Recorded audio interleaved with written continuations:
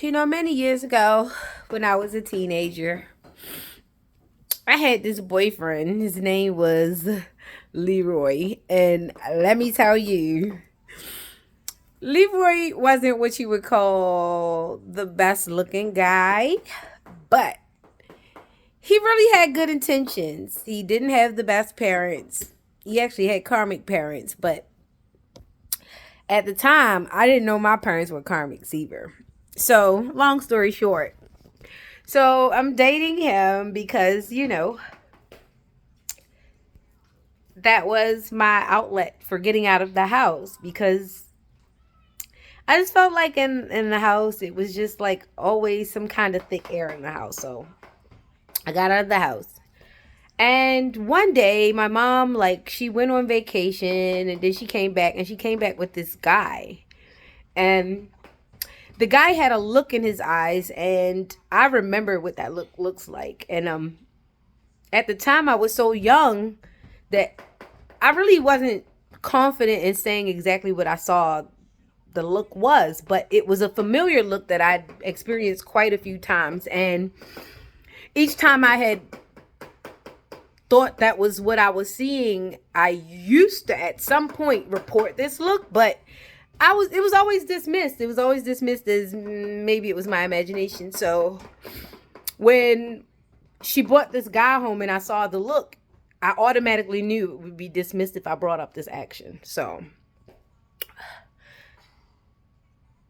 the first night, like, I don't know, maybe she trusted him or something, but she left me there with him. And he attempted to get into my room unsuccessfully because something in my head told me to push the dresser up against the door. But when she came in, the manner in which she checked on me was not a good manner. So when she came to my room, the morning she came exactly to my room. I remember it. And she couldn't get in the door, and she was like, "Why do you have the dresser pushed up against the door?" And I said, "Because I think he tried to get in my room last night."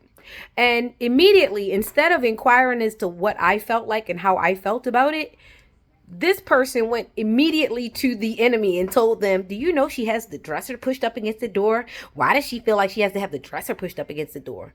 So you immediately alerted the enemy to manipulate not only you, but to keep manipulating the energy until everybody was against me. And then I started to wonder, even when I tried to move away from you, why you wanted me with you so bad.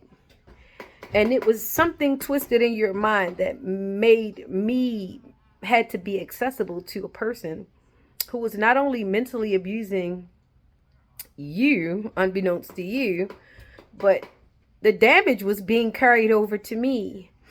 And to witness you for so many years protect this person while continually passing me away, pushing me away, discarding me mentally, physically, socially, so that you could still cleave to this person who is watching you die from the inside out, is truly a morbid poetry in comic history.